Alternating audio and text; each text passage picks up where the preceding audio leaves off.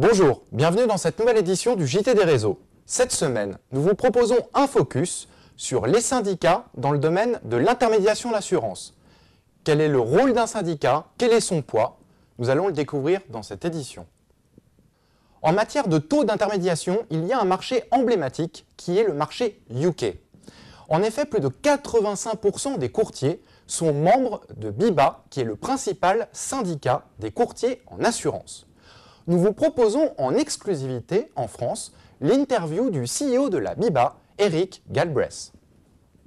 BIMA has 1,700 corporate members, and that's firms, and these 1,700 members go from the very largest member, up from Marsh, Willis and Ian, right down to the smaller member.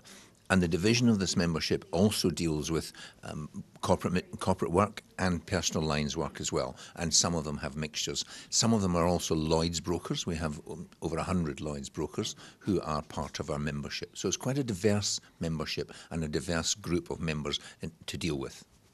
Well, we understand from our investigation that there are around 3,500 registered intermediaries, which we would call insurance brokers. Of that, we have 1,700 at the moment. We're about to join with another group called the IIB, and that will bring us up to around just over 2,000.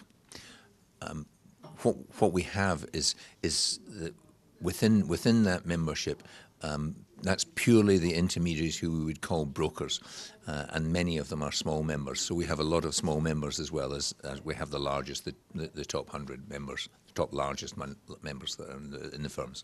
The volume of business that our members handle, probably we estimate, is about 80% of the market. So by volume, we have about 80% of the market through our membership, and these members control that. So of the remainder of those firms that are not in membership, it's dealing with a smaller amount of business. So we have a very large proportion of our business handled in the market through our members. Contrairement au marché britannique, les courtiers d'assurance en France sont en proportion beaucoup moins syndiqués que leurs homologues outre-Manche. Or, nous l'avons bien compris à travers l'interview précédente, être syndiqué peut vous donner en tant que courtier des avantages substantiels. Nous sommes allés à la rencontre de Stéphanie Lagarde du cabinet Astrée Avocat qui nous explique quelles sont les raisons pour un courtier aujourd'hui de se rapprocher d'un syndicat. Le rapport publié par l'ORIAS est toujours une source d'information très intéressante pour les acteurs du marché. Nous venons donc de le recevoir tout juste hier et que nous apprend le rapport, c'est que le nombre d'intermédiaires d'assurance est toujours en progression en France, puisqu'on compte aujourd'hui plus de 42 000 intermédiaires d'assurance qui se répartissent dans diverses catégories, les courtiers, les agents généraux, les mandataires d'assureurs et les mandataires d'intermédiaires d'assurance. Sur ces 4 catégories, il faut savoir que pratiquement la moitié, ce sont des personnes qui sont immatriculées en tant que courtiers d'assurance aujourd'hui auprès de l'ORIAS. Le marché anglais est organisé de manière très différente par rapport au marché français.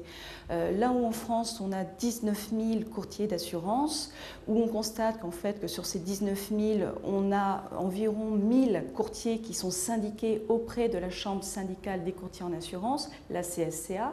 On voit qu'en Angleterre, sur 3 500 intermédiaires d'assurance immatriculés auprès de l'autorité britannique, ce sont 3 500 en fait courtiers qui sont immatriculés sur le marché anglais parce que le marché anglais ne compte comme intermédiaire d'assurance aujourd'hui que ou pratiquement que des courtiers en assurance et que sur ces 3 500 courtiers britanniques, quasiment 2 000 courtiers sont aujourd'hui syndiqués auprès d'une chambre.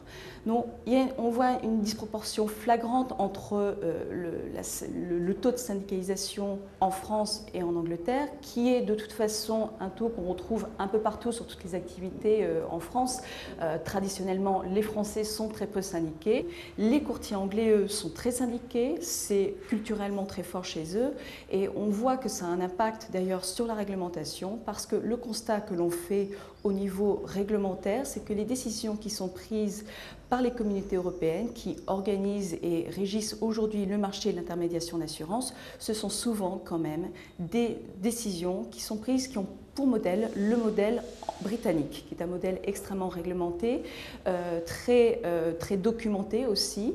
Et les Français, justement, voient déferler en France ces réglementations très lourdes pour eux, qui sont très loin de leur culture, alors qu'en Angleterre, ce sont des choses qui sont déjà en place depuis un certain temps. Vous l'avez donc bien compris, aujourd'hui, il est primordial de se rapprocher d'un syndicat, ne serait-ce que pour défendre vos intérêts ou pour veiller à ce que la réglementation aille dans le bon sens par rapport à votre activité. Pour ma part, je vous souhaite une excellente fin de semaine et bonne lecture sur News Assurance Pro.